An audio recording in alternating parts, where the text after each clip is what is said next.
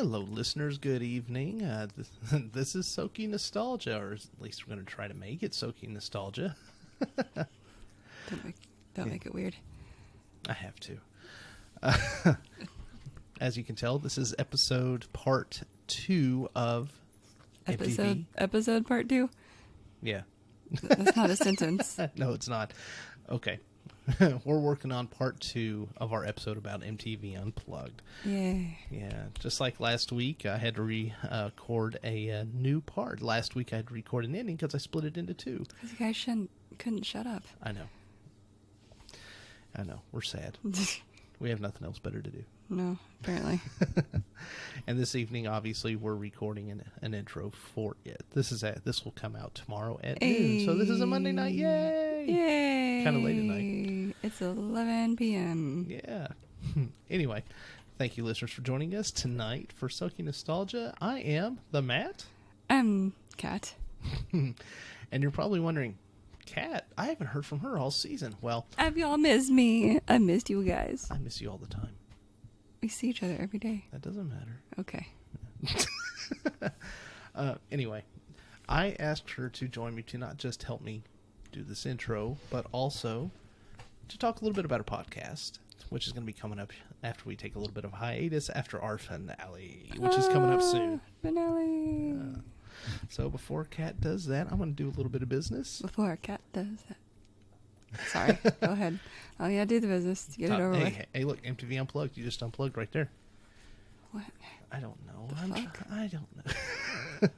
Anyway, if you'd like to reach us, we're at SOKyNostalgia@gmail.com, DeadpanStudio18@gmail.com, as well as Deadpan-Studio.com. I'm sorry, that's our little puppy Emma. She's got a tender spot. Sorry. She's sitting at the table with us. That's her paws on the mic. I'm doing it. Dog paw ASMR. Right. Have you guys missed my stupid ASMR jokes? Okay, so I'll stop. Anyway, Deadpan-Studio.com is the website. You're keeping that in. Of course I am. Yeah. Deadass. We're also on social media. We're on Twitter and Facebook, both at the addresses of @SOKy Nostalgia and at the addresses. Yeah, at Deadpan-Studio18. All they have to do is search for those. They'll find us. They're usernames. Yeah. They're not addresses. That's their username. Well, it'll be fine. The dog? Oh. The addresses. The addresses on our Twitter are... Hey, look, I'm an old man, okay? You're not that old. I'm using the language that I understand. I try to be with it and hip. Okay, you absolutely need to stop your sentence right now because it's stupid. Oh, God. She almost just tore the headphones off my head. Anyways. Anyway, if you're listening to us, you're on one of the streaming services in which we are part of, which is iTunes, Stitcher, Google Play, TuneIn, Spotify, as well as Podbean, deadpanstudio.podbean.com. Yay! What? Woo! I don't know what. I'm tired. Anyway, we're going to keep this short so we can go ahead and get back into the rest of the episode. But before we do that, Kat, you've got a podcast coming out. I sure do. Would you like to tell the audience about it? I guess so. Go for it. Well, sorry, there's another dog coughing behind me. Yeah, we have 4 dogs. Can you not? I guess he can't not. Yeah, he can't not. That's just what he does. Anyways, tongue-tied. Anyways, it's called The History Of. It has its very own Twitter. The handle is The History Of _28. Ignore how long the account has been around. I had it as a shitpost account. I used it maybe a month and then completely forgot about it and had to reset the password and everything. But I was like, hey, I got this. Might as well use it for my podcast. Yeah, instead of creating something new, which just takes more time. Yes, there's also an email address I can't remember right now. I'll tell you guys later. It's something with the name. But that's okay. They don't email us anyway. Yeah. Are you bitter? Are you bitter? You haven't heard the end of the last episode. Just wait. Or this episode. It's this episode. You haven't heard the end of it yet. Maybe if we post our dogs on social media, people will interact with us. Anyways, it's a history podcast about whatever the hell I want to talk about. I will take suggestions. I do have a few followers on the Twitter. Will you link my shit in your description? Of course. Hell yeah. I'll put we're gonna be updating the website soon. Yes. Hopefully very soon, because there's stuff on there that doesn't exist.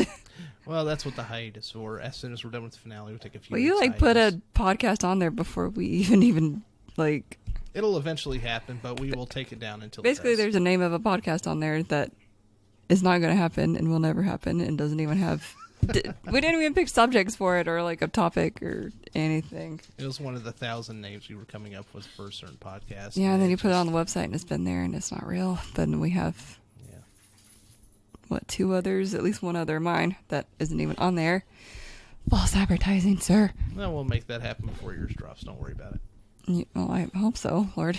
This is going to be confusing. It'll be on there, but also no information. It's like, well, what's this? Anyways, our first episode, I don't want to spoil it, but it has to do with the subject surrounding the coronavirus. Ooh. Still a hot button topic. Well, yeah, it's still. I mean, it'll still be talked about for generations to come. But I digress. The subjects of my podcast were originally going to be food and beverages. I just thought, something fun. Everybody's got to eat. Everybody's got to drink. Everybody has their favorite things they like to consume. And I picked a few things that either I like to eat or drink, or I just am fascinated by the history of. I respect the craft. And I'm still going to talk about a few of those for sure, but it's a little bit, well, we'll see what happens. That's right. It's not going to be near as long-winded as we other people like to make our podcast to be. I would in the future like to have guests. Even after this is over, we can still, Skype people in. Just, even if the virus wasn't happening, sometimes distance keeps people away. So it's like, hey, we got Skype and our Discord server and, well, that's all we have. But yeah. Yeah. So if you are actually someone who is like an expert in some sort of cool food or drink, wine, ice cream, coffee, I would absolutely love for you to contact me so we could link up. And I'd love to talk about people who are actually like really, really passionate about certain things and like really educated on it. Like purposely went to a school or studied under someone or did more than just Google search the history of this subject. That's right. But, not that that's not a form of valid research, But I'm thinking one of the subjects might be ice cream. I hope so, because it's delicious. Yeah. Well, I had an idea, and I'm not going to spoil it, but it was inspired by a YouTube video that I saw that if I do the subjects, or if I do this subject in the way I'm thinking, with your help, sir. I'll be glad to. I won't be on mic, but I'll be glad to help in any way. Well, no, you might be on mic, but... Well, whenever you would like for me to. I'm just saying, listeners, that you won't have to hear me on every single show possible, so... God, thank God. You're telling me, Lord. But no, this is all cats, and I will be there. You're the easiest guest I have access to right now. I will be there in any capacity she would like for me, but this is her thing. But I was very inspired. Very happy and proud of her. I was very inspired by this YouTube video I saw, and if I do the subject in the way I'm thinking, I will definitely, as always, be linking everything. Got to put those links in there. Got to credit people. That's right. But yeah, I've recorded the first episode. Don't roast me too much on it. I think it's a good subject, but I'm delivering it by myself, for the first time. It's not like... And I was there when she did, and she did amazing. Don't let her shortchange herself. Yeah. If it seems like at certain points I'm talking to somebody, it's because I'm looking at him. I'm still there. Yeah. But anyway, that's something really good and awesome to look forward to. I know I'm excited to not just help. Have y'all missed me and my sass? I think we've kind of needed it. No, I'll tell you why. Why? Because as you'll hear in the most recent episodes, as well as tonight's I think all four of you needed me to whip you into shape. Getting too crazy. I do like the banter between Sir Bradley and Mr. Alan Hogan, so that's been... Taking all my bands, man. But it's been fun. Anyway, let's just get right into it. We're going to get into the subject. This is MTV Unplugged Part 2. Kat, thank you so much for helping me with this intro and telling us a little bit about your podcast. Look for it. I'm going to go watch Avatar: The Last Airbender, the TV series. The movie's trash. That's my final opinion. Goodbye. And with that, y'all enjoy the episode. Woo. Well, listeners, I'm sure you're going to wonder what in the world just happened there, because the editing's probably going to have to be a little funny, but we just had some people cut out, and we just had to go right back into it. And we just went, what was the last thing we were talking about? Oh, yeah, Bryan Adams and panty dropping. So, yeah, yay, Rona, recording from home. That's right. Anyway. Yay, what, Samsung? Is that what it is? He said yay. Oh. It kind of makes you an asshole, sir. Now we're going to have to put a disclaimer on it. Yep. Not that there's anything wrong with that. Wow. Anyway. Yeah. Anyway, I'm trying not to sound sexist, but yeah, he kind of was a panty dropper. He managed to throw in sexist and homophobic at the same time. Good job. Well, Moving on up. Well, look, can you really blame Bryan Adams for playing music like that? Because not that he was a looker, not that I'm a looker or anything, but have you seen him? So yeah, he had to do something. I haven't in a very long time, but I'm sure he looks the same. Yep. He's Canadian, right? I can't imagine he's aged today. Yeah. I take that back. He does not look the same. But no, I don't know if you guys heard me, but he actually sang a song, I Want to Be in Your Underwear. So He did? Yeah. Oh. Well, I mean, let's be honest. Summer of '69 was not about the summer of 1960. Well, see, I thought when he came out with that. He got his first real six string. He came out with an album about the same time that he was on the soundtrack for Jack, that Robin Williams movie. Great movie. Yeah. I thought that the song, Everything That Looks Good on Me Is You, I thought that was just an ode to Ed Gein. Oh, wow. Wow, Matt. I thought it was Gein. It's Ed Gein. That's way to pull out that reference. That's amazing. You're welcome. That inspired Alfred Hitchcock. Yep. To do Psycho. It inspired a lot of stuff. So. Mm-hmm. Anyway, continue, Sir Bradley. I just said, what was your third set? Oh, God, I forgot he had three. Yeah, do you not? Surely to God, all three of you know what the hell it is. But, well, Paul McCartney. Funny guy. Oh, wait a minute. They couldn't do that because Lennon was not around. Ouch, dude. That hurt me deeply. You cut me deep, Shrek. Cuts like a knife, doesn't it? I'll tell you what really sucks, though. When Mick Jagger dies, in 10 years, nobody's going to be talking about it. Nope. John died in 1980. We're still talking about it. Ow, sir. Now, do you know why nobody will be talking about that? Is because Keith Richards will still be kicking around. He'll still be a meme. Now, Keith Richards going to die. Never. Sounds like an asshole. I'm not. That was not really a dig at them. God rest his soul, John Lennon. Yeah. Yeah. Clearly, my third one is going to be Oasis. However, I will make. I love Oasis, but what really sucks is in 10 years they're still going to be looking back in anger. Liam will, because he'll still be pissed off that he insulted his brother and expect the band to get back together. But yeah, when your own brother stands in the audience and say, "You suck," that's funny. Okay, Sir Brad. He should have put on a Catalina wine mixer. Catalina wine mixer, man. Yeah, but we'll have a little note here, and it's not that I know this for certain, but I want to say that I've heard this on a couple different occasions, that Tom Petty was going to have an Unplugged at some point, but things just kind of soured with him and MTV over something. So had Tom Petty, had one, obviously it would have been Oasis and Tom Petty. But well, that's because he wanted a Last Dance with Mary Jane, and MTV cut in. Okay. There Yeah. you go. So let's I know.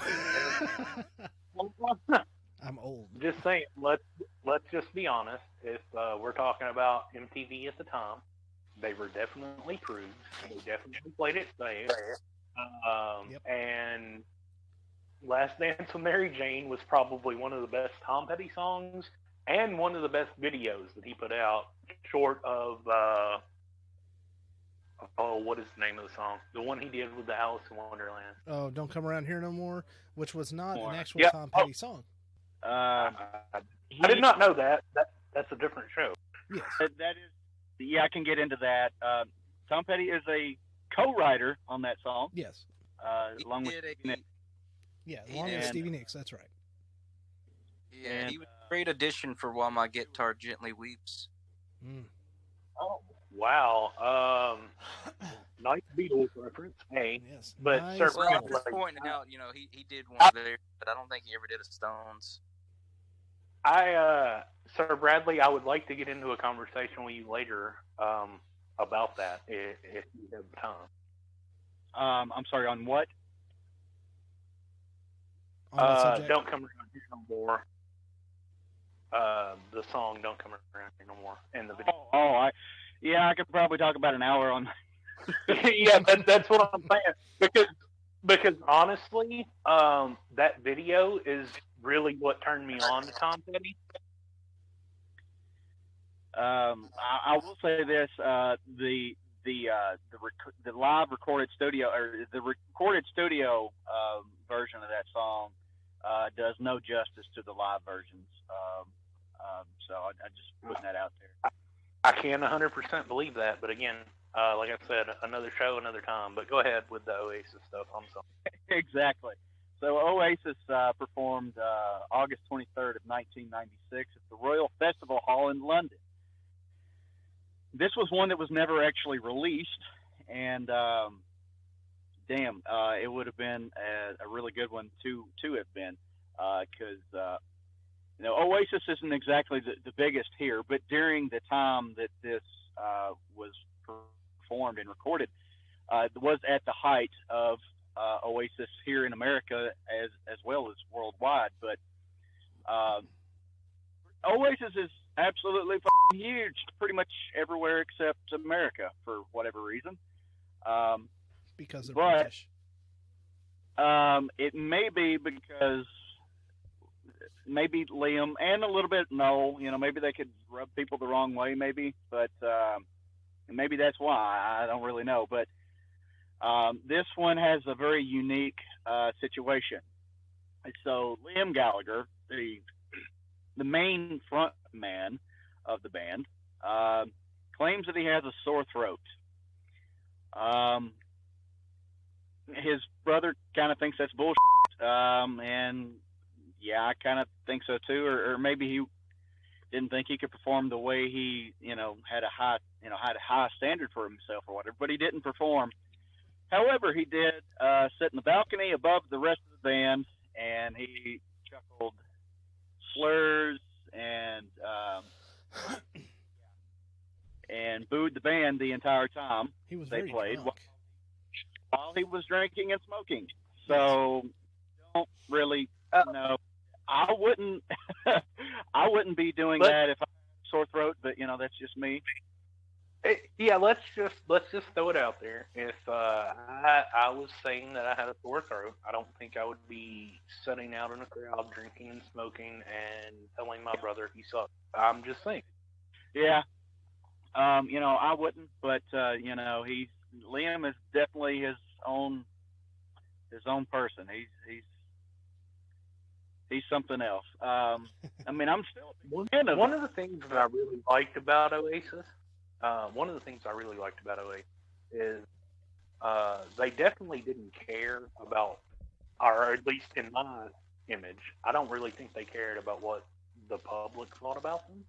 They were putting out music to put out music, and I respect that. That I think that is largely due to Noel Gallagher, really, and that's my humble opinion about it. But I think this particular performance really put the world on notice that Oasis could be carried by Noel Gallagher. You know, he did have a different sound than his brother did. You know, where Liam had more of a raspy rocker kind of a sound, and Noel had more of just the clear and pretty sounding voice. So it definitely could have gone on without Liam. Yeah, because Noel said, well, you know, it's actually kind of nice to have the actual songwriter sing the songs for once. Yeah, but hearing this, I remember back in the day, you know, when I was a junior, senior in high school, and I heard this, and I'm like, oh, wow. I think I like Wonderwall better this way, and it was Noel Gallagher singing. I think that just really put the world notice, like, hey, he could do this, and still to this day, Noel is my preference. If I have to hear either of them sing, but it's not a knock on Liam at all, because I enjoy listening to him sing as well. But I think this kind of was like. I think this kind of let Liam know, and maybe even kind of the start of that extra, the icing on top, for the sibling rivalry that these guys had. But yeah, but let me just say, all the time after this, so. Yeah, let me just say that Wonderwall was probably my first turn on to Oasis and what got me really into the band. And I do really dig them as a band. Yeah, it turned a lot of people on to Green Day too.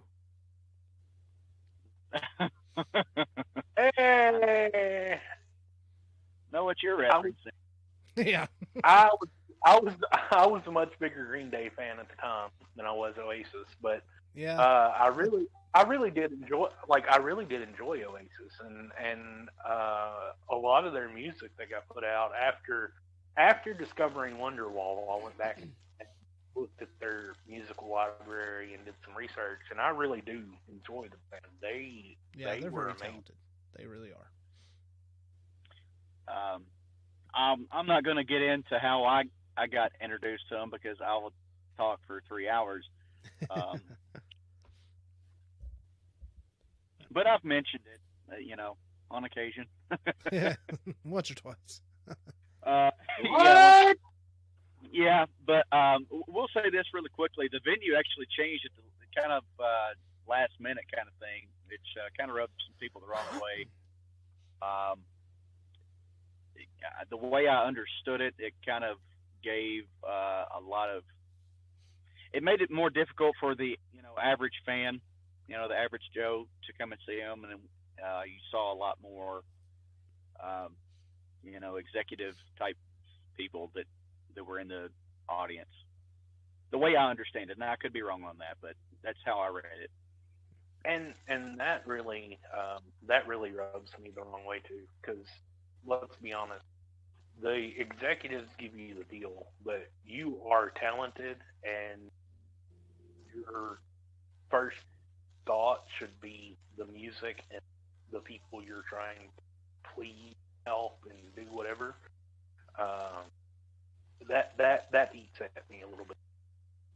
I could definitely understand why that would rub some people the wrong way. Definitely. But to counter that just a little bit, they had a little bit of audiences. The audience, kind of talked to Noel a little bit, and indicated, what key certain songs were in, for those that wanted to, play it themselves. and also he had no intention of playing a particular song called "Talk Tonight," but a member of the audience asked, and so he played it. He added it to the list right on the spot. So Very cool. and just a little note on Liam. If I'm not mistaken, he actually has the most recent version of MTV Unplugged, and that was August of last year. Yes. Yeah, he is. So, He was one of the more recent ones of the original way they were doing Unplugged. Yes. so yeah, I've seen that too. It's a great performance. So. Yep. We'll have to check that out. Yeah. Yeah. And if I'm not mistaken, he does Wonderwall on it. He does. So, Let's see. Do you have anything else to say about any of your three there, Sir Bradley? no, not really. Not unless I want to sit and talk for another 3 hours. So, I get that. I'll run through mine. I chose both Kiss and excuse me, Page and Plant and Kiss. There's a number of reasons why I chose them. First, I chose Kiss because, well, that was the first vinyl I'd ever bought was Kiss Unplugged. Can I just interject really quick, Matt? Yeah. I grew up with you. We grew up in the same town, about 2 miles apart. Yep. We went to the same schools. Yep. For as long as I've ever known you, Kiss has been like the biggest band for you ever. Yes. You were the biggest Kiss fan that I knew. You got me into listening to Kiss, and not just the stuff that was played, but stuff that was actually on other albums that nobody knew about. Yep. And we have both been to see them play. And we've both been to see them play, and we've both been to the same concert to see them play. Yes. So, man, it was good. he said, yeah, it was Aerosmith and Kiss. So be jealous. well, that's okay. Yep. One opened. That was when Aerosmith came out with their "Honkin' on Bobo" album. Yeah. So how Kiss and Aerosmith shared the stage is they actually did share the stage. On one half, the front or the whichever way you want to view it. One side was Aerosmith and their blues setup, and then it would rotate. It rotated around, and then it was the Kiss setup. Yep. So if you want to talk about opening, I would have to say Aerosmith opened for Kiss, because there's really no other way around saying that Kiss opened for Aerosmith. Nope, that would never happen. Now, the reason why I chose Page and Plant and Kiss was that both bands were, at that point, I say bands, Page and Plant weren't really a band, but both artists were in such dire need of new direction and a new audience to bring them into the next phase of their careers. Because, both Page and Plant, they hadn't really been together as Led Zeppelin since the early 80s. So, you're looking at, almost 2 decades of not, working together, and, the audience really hungry to hear something from them, or at least trying to get that audience hungry for them.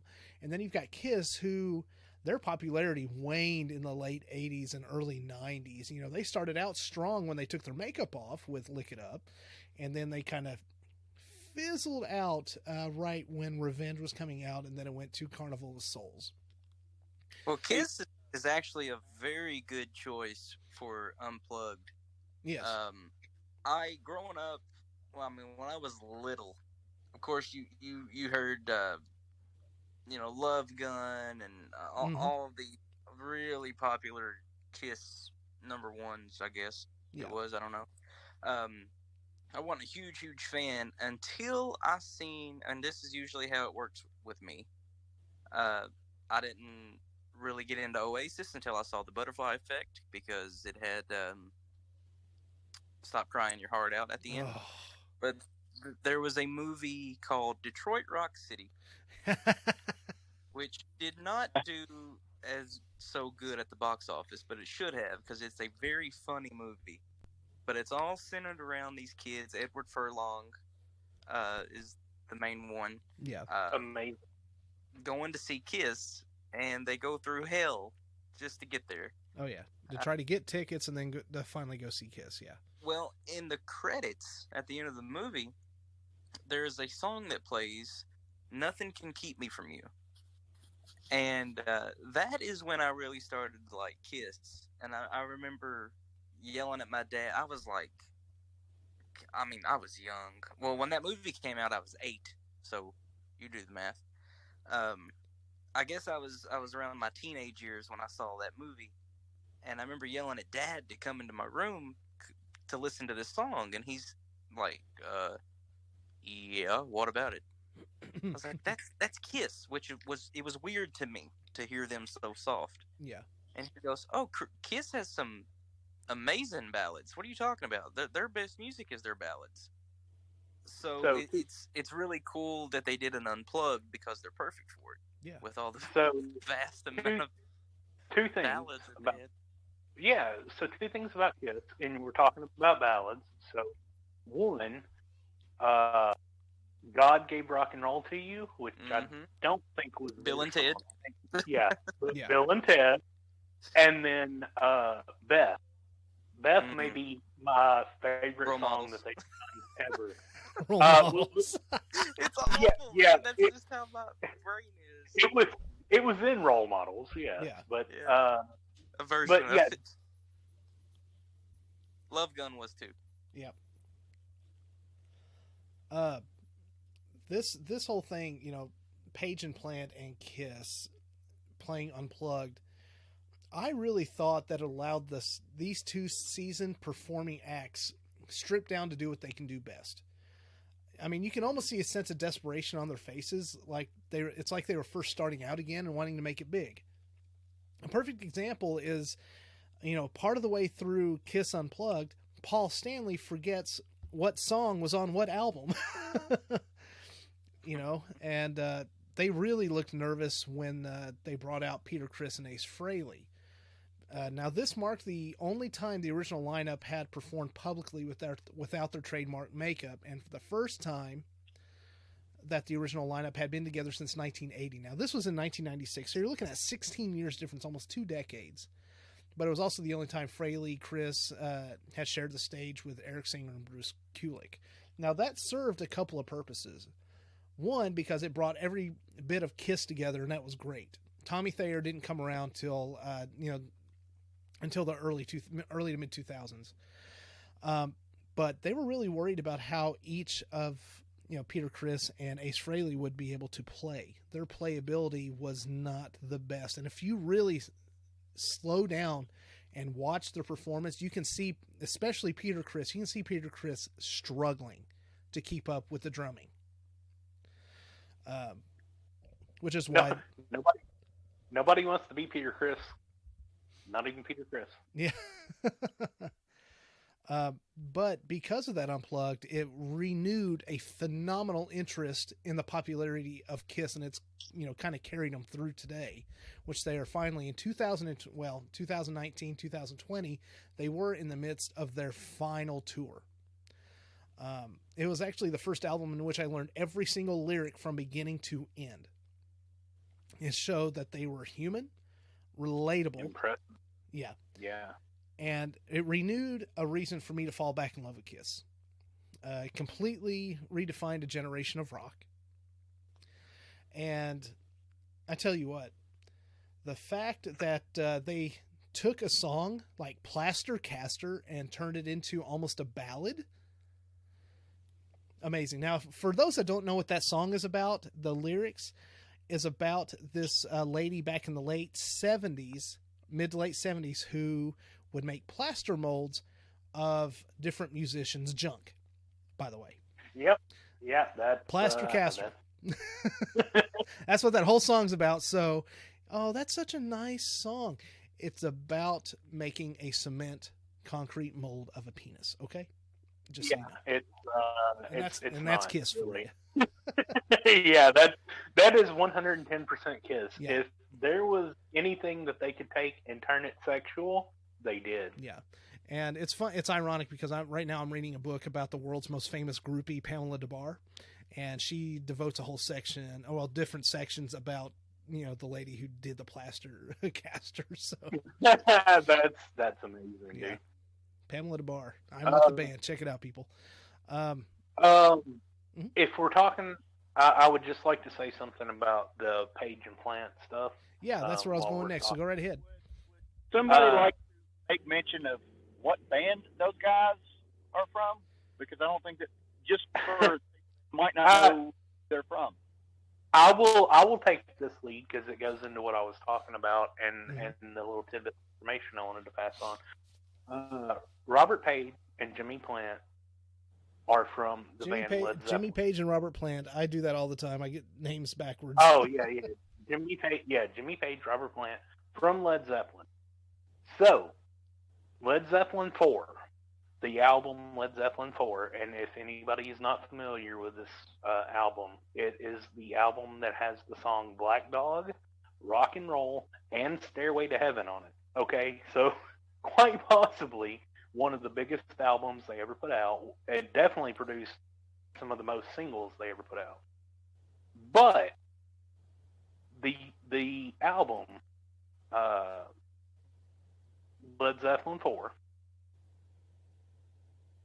they had caught so much flack for being Led Zeppelin that the British media had put out that the only reason that they were popular and the only reason they were selling albums is because the name Led Zeppelin was on their album covers.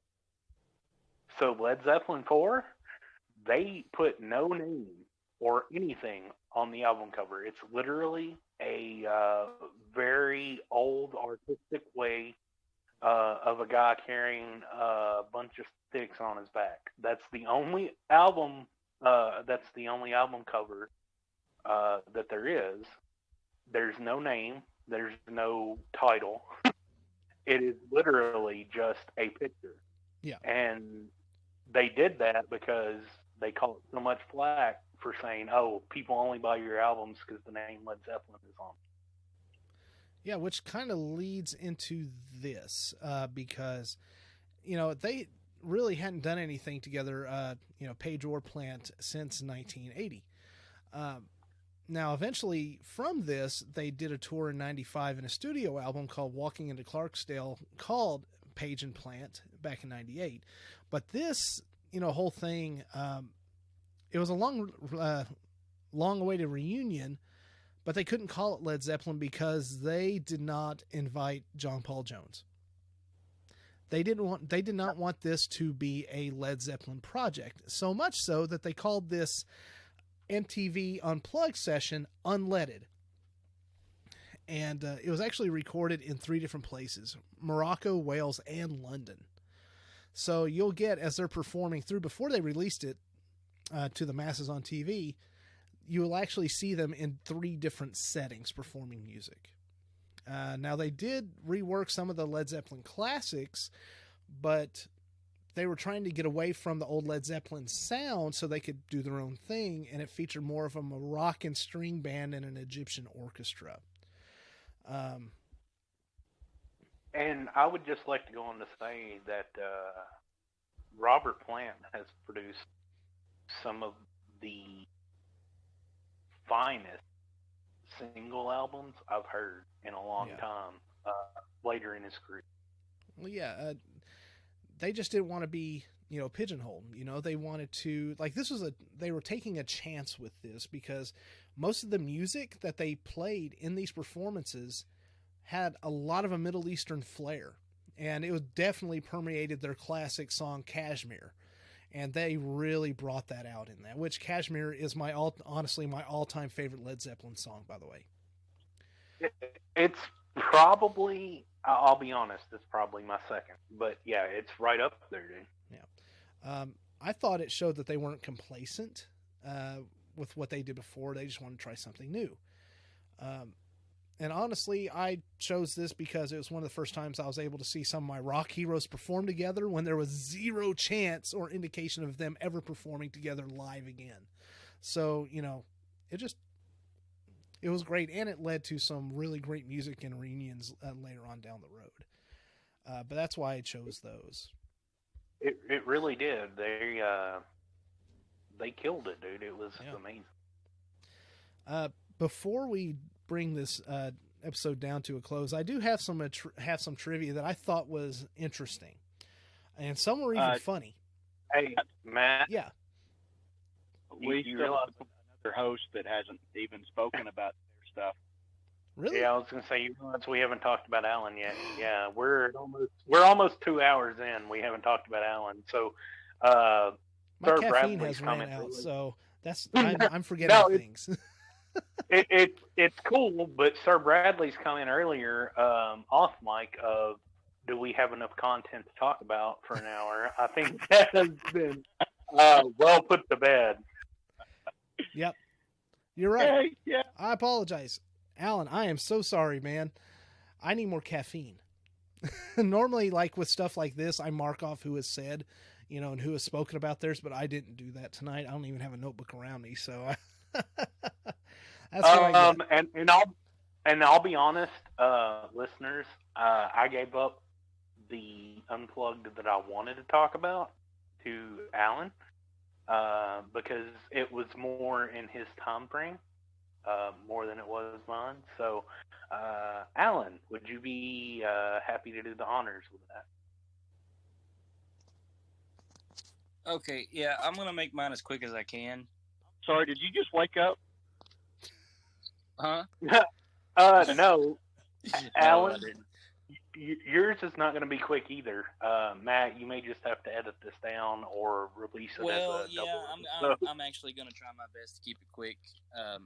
Yeah, but I don't think we're because I'm gonna have to jump off. But I'm gonna go ahead and do my secondary first. Go for it. Because it's the first one that's gonna be more in depth. The second one that I picked was Paul McCartney, the That's official a winner. bootleg. Yeah, he like you mentioned earlier, he was the first, not the first to do an unplugged show for him for those guys, but he was the first to release an actual unplugged album. It was recorded 1 day removed from a month before I was born. It was recorded on January 25th, 1991. He did not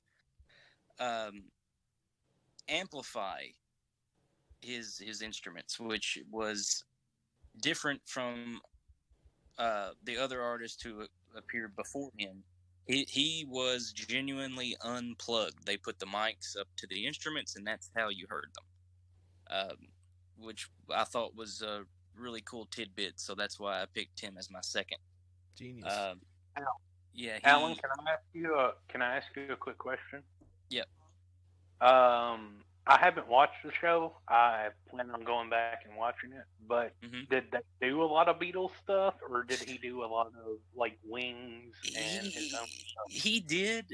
If I remember correctly, he actually messed up on one of the Beatles songs because I guess it had been a while since he had performed. I think it was "I've Just Seen a Face." And they didn't cut it. He messed up on the beginning lyrics and then went and acknowledged his screw up, so he did it again.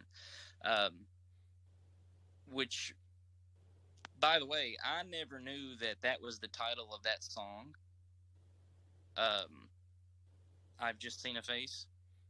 Right. I always, wow, I just lost my train of thought. I just seen it.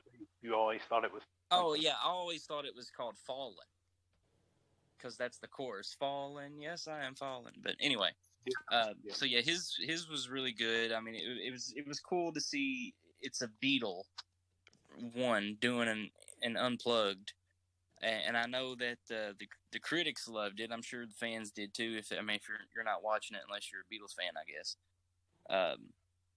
But they just thought how cool it was to see him so stripped down like that, and he didn't dress up for it. He was wearing a t-shirt. So yeah, Paul McCartney.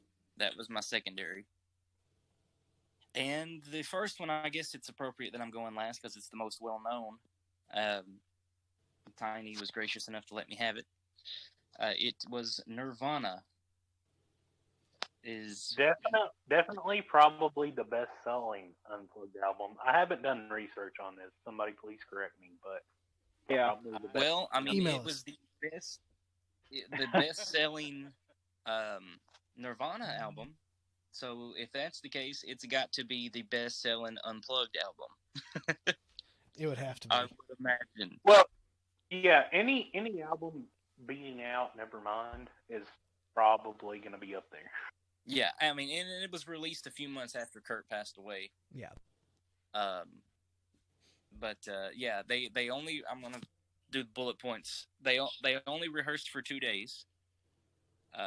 Kurt was extremely nervous about doing it. It took them a while. They were asked a lot to do it, and finally they agreed. And according to Dave Grohl, one of the reasons why they didn't want to do it was because they had seen Unplugged and they didn't like it. Yeah.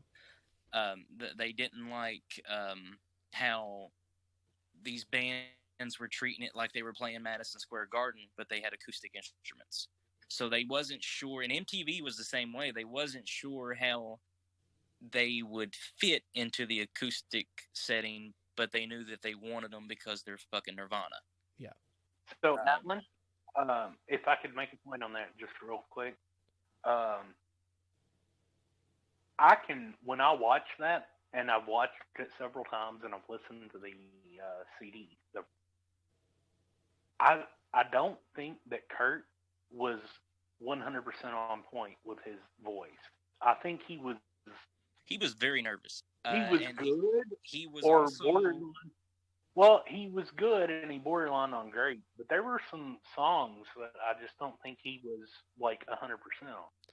Well, that he already knew that anyway, but he had the mentality of, well, to sing this song, this way where it's raw, has more meaning behind it than if I sung it well. Oh, no, dude, that is one of the things that sells me on it 110%. But if we're talking about it, like if just talking about it, like I don't think he was 100% on point. And if he was nervous and worried, yeah, he was extremely nervous. He actually made sure that the friends of the band were in the front. Yeah. And his reasoning for that was just so he could look down and see them and not be as nervous. Yeah, that was basically his security blanket. Yeah. Did you see that he almost kicked Dave Grohl out for the performance? No, I didn't. I'm really not surprised about that though.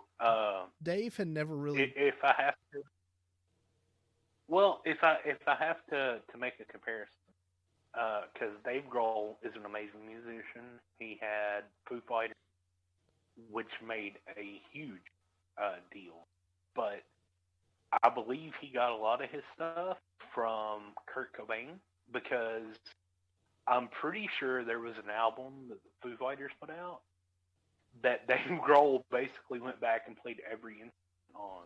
Yeah, it was. It was the very first album that Taylor was a part of, and Dave just completely re-recorded his drum tracks. Like I fully believe that Kurt Cobain was his inspiration for that. Yeah, I mean, Dave got a lot of flack when he started up the Foo Fighters. But actually, Kurt Cobain was his biggest supporter. He would take songs to Kurt that was not meant to be for Nirvana, because it was his own little project he was working on, but he wanted Kurt's opinion on them. And Kurt, according to Dave, was all for it. It wasn't like a rivalry thing going on. Yeah. But anyway, that not only was the friends in the front his security blanket, but also he was so used to playing a guitar with an amplifier, with this Fender amp, that he did not want to do it 100% acoustic, in contrast to Paul McCartney, who did do it. So what they did was they built a fake box in front of the amp to disguise it as a monitor wedge. He wanted the effects of the Fender amp, and actually you can hear that on when they did a cover of "The Man Who Sold the World." It's an acoustic guitar, but it's coming through an amplifier. One of my favorites. By the way. They filmed. Not every artist that appeared on Unplugged did their performance in a single take, but Nirvana did. Yeah. All 14 songs on that set list were straight through, like a concert would be. So I was not aware of that, but damn. Yeah, there was no retakes. It was we're doing this song and we're doing it one time. He actually had a little spat with MTV over multiple things, but one of them, and the biggest one, was they wanted him to play the hits. And he really didn't want to. There is a neat little half-hour documentary about this. You can find it on YouTube. Just type in Nirvana Unplugged documentary. Where they were talking about how they wanted stuff like "Smells Like Teen Spirit." Now they played a few of the hits, but they didn't keep it that way. They did some covers. The biggest one, the most notable of all of them, was a song from Leadbelly, which is a traditional song, "Where Did You Sleep Last Night?" That is how they ended the show. And Kurt actually went on to describe it as his favorite Leadbelly. He referred to him as his or the band's favorite performer, and I think he was joking. It was very hard to tell because he said it's my favorite performer, and then he turns around and looks at the band. It's very Macaulay Culkin, older Macaulay Culkin. I think it's safe to say it's all of ours, right, guys? And talking about a little trivia of somebody tried to get Kurt to buy Leadbelly's guitar for X amount of thousands of dollars. But they wanted MTV and the producers, they wanted an encore. They didn't want them to end on that. And Kurt flat out refused because he felt he could do no better than that performance. And he's right. I mean, that gasp, the sigh that he takes, the breaths that he takes, especially toward the end of the song, that screech he let out, and the entire band just stopped. They just froze. And a cool little side note that I did not know until preparing for this, Bobcat Goldthwait was there. Yeah. I remember him talking about that in an interview. Kurt Cobain wanted to meet him because he was a big fan. They actually met on a college radio station. They were both being interviewed. They were both there to be interviewed. But Kurt knew that Bobcat was going to be there. So he had written down a bunch of questions on a paper bag and basically conducted an interview of Bobcat Goldthwait. And Bobcat said it eventually just kind of digressed into them making fun of the Grateful Dead. And Kurt gave Bobcat a copy of the album Bleach. And Bobcat said he was talking to one of his buddies because they were listening to it on the way to the airport. And he said, rock really sucks because it's a hard business. And he said, and these guys are pretty good. And the reason why he said rock sucks is they are really good, but we'll probably never hear from them again. Oh. And he said, because of the way the business was. And he said, and then about 3 or 4 years later, maybe, he was opening for them while they played arenas. Bobcat actually talked about, during the show, the crowd was yelling, like, "Free Bird!" And in response to it, which is on there, Kurt did a little bit of Sweet Home Alabama. Just a few notes. Which is hilarious because that's what, if you've ever been to a bar, especially in Kentucky, while a band's on stage, somebody's yelling out "Free Bird." Yeah, sorry about that.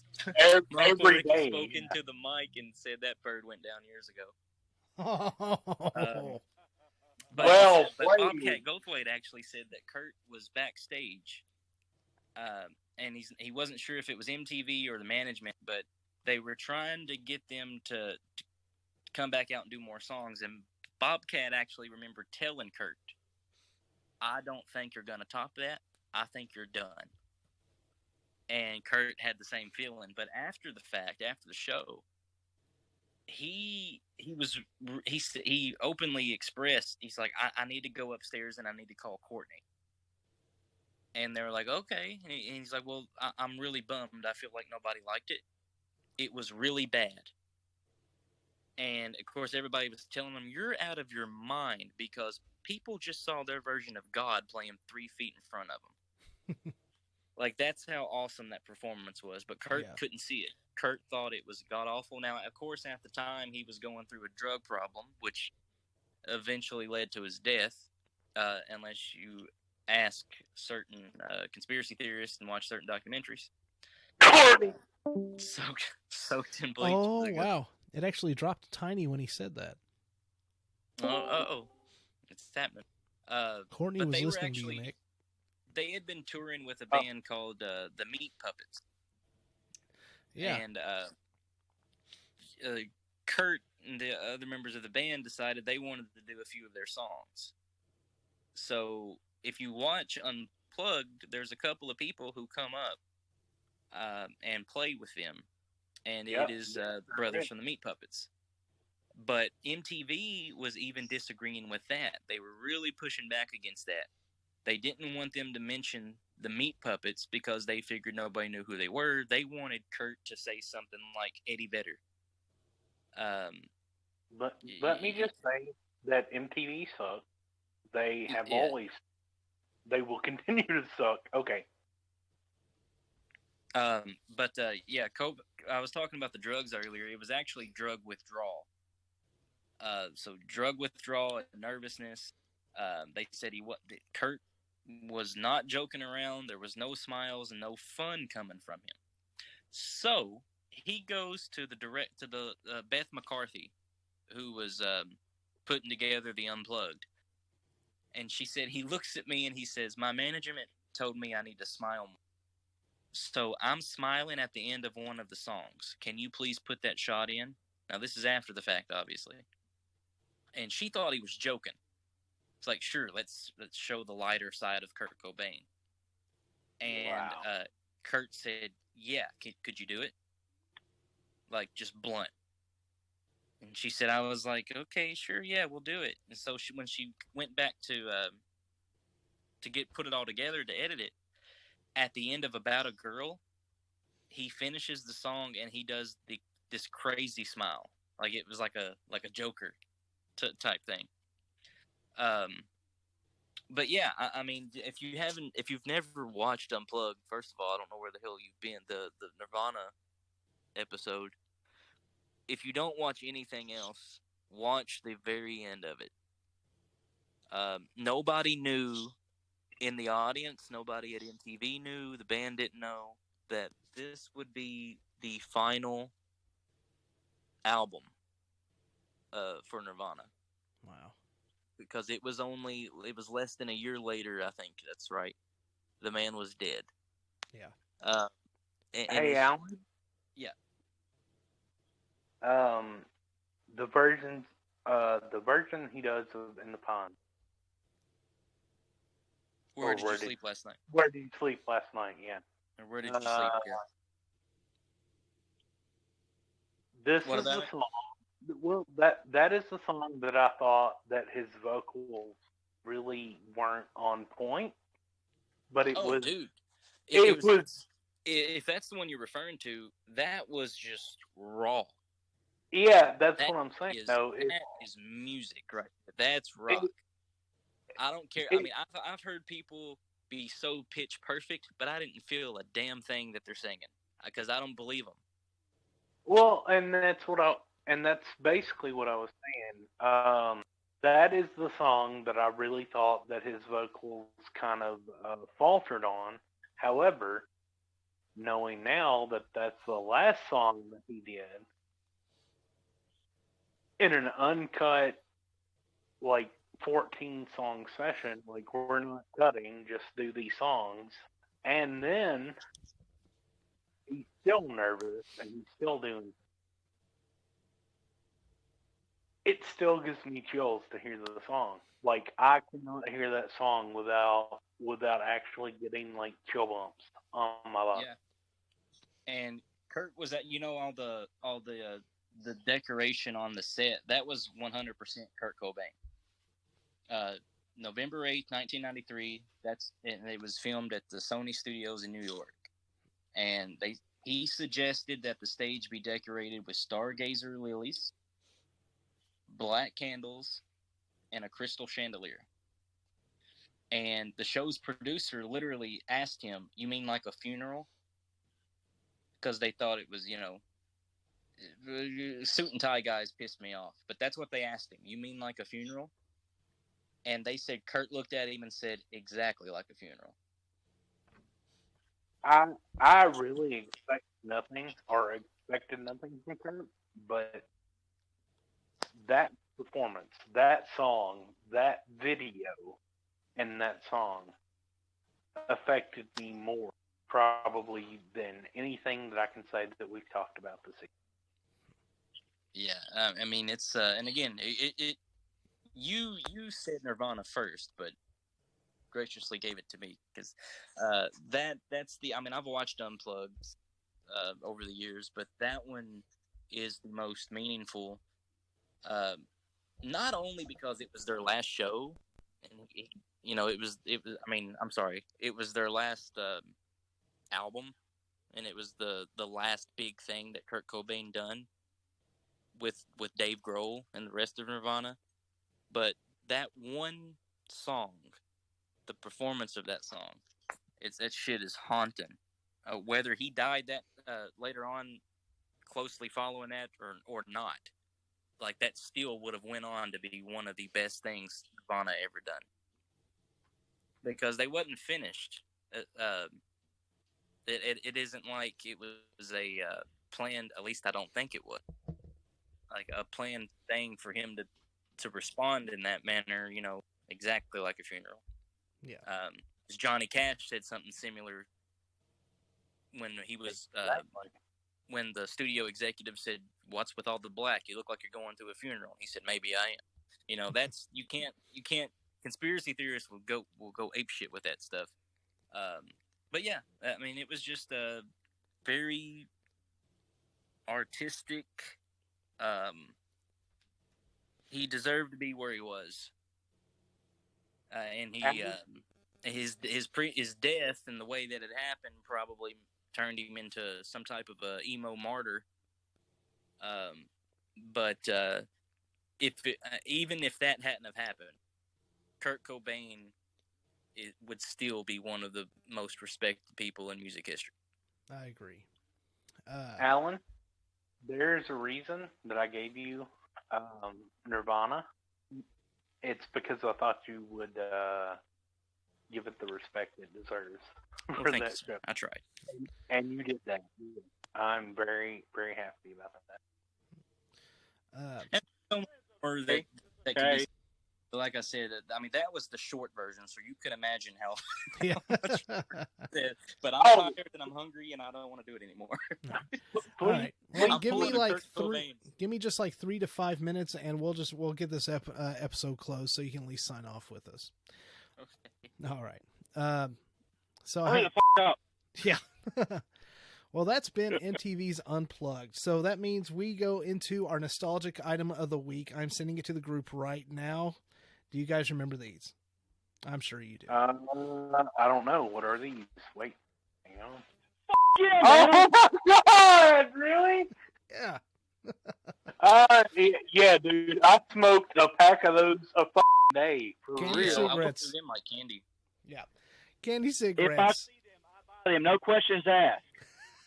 You can still find them in different gas stations anywhere and candy stores. They were introduced in the late 19th century, made out of chalky sugar, bubblegum, or chocolate, wrapped in paper and packaged and branded so as to resemble cigarettes. And some of them actually contain powdered sugar in the wrapper, allowing the user to blow into the cigarette and produce a cloud of sugar that imitates smoke. Yep. I'm just gonna say I ate those like candy. Yeah. Oh, candy cigarettes. Does that get you right in the nostalgic feels? Absolutely. Oh my god! Dude. Yeah, It is a direct hit on my nuts. yeah. That's And it would really bum me out when I would get one that wouldn't have the paint on red- cherry. Yeah, Yep. the red band on it. Yeah. Yep. All right, so That's- How much fucking good music we just talked about, but even more so, how much good music we didn't talk about. yes, Yep. there's a lot. There are, if I can say, if I can just take like 2 minutes, maybe. We talked about Unplugged. We did not talk about Storytellers on VH1 and Meatloaf on VH1 Storytellers. One of the best things I've ever seen. Very much like Unplugged, but they tell the stories about the music before they play it. So Yeah, you can we get we could do a whole show on Unplugged versus Storytellers, but definitely go check that out too. yeah, you can get most performances on YouTube. Just type in VH1 Storytellers or type in MTV Unplugged, and you're going to get a swath of them. Go to Wikipedia, get a list of the different artists, and you'll be able to see who you can look for and search for there too, for any of those that pique your interest outside of any that we've talked about and or mentioned this evening. Meatloaf. Not just a food. All right, yeah, I'm getting a little slap happy here. Anyway, I know Alan's got to get out of here. We've gone over 2 hours, so let's do this. Once more, if you'd like to get a hold of us, we're on Facebook and Twitter at SOKy Nostalgia and Deadpan Studio 18. We've got us an email. We've got SOKyNostalgia@gmail.com, DeadpanStudio18@gmail.com. We've got a website, deadpan-studio.com. And we also stream at iTunes, Stitcher, Google Play, TuneIn, Spotify, as well as Podbean, which is deadpanstudio.podbean.com. Check it out. Guys, thank you all for the work you did to, even if it was just listening and, reminiscing, but at least feeling what you were listening to. So I guess that's about it for tonight. Is that all? That's it. That's it. We're done. We've talked forever and we were worried we wouldn't have enough. I think we had quite a bit. Yeah, we were worried about making an hour. I'm pretty sure we're at 2 or plus. A little over 2. So I don't think we're going to get any better than that. I think we're done. Yep. All right. So for Deadpan Studio Podcast, this is SOKy Nostalgia. I am the Matt. Sir Bradley. Mick/Tiny for Alan. Alan. And I would like to say thank you to the missus. I call her the missus because I don't know if she really wants her name spoken on here yet. So Alan's significant other. Thank you to the Mrs. Alan. Thank you for chiming in at the most perfect time. It was awesome. Thank you. She liked it. Listeners, thank you. Email us. Email us now. Email us. Catch y'all later. Bye all.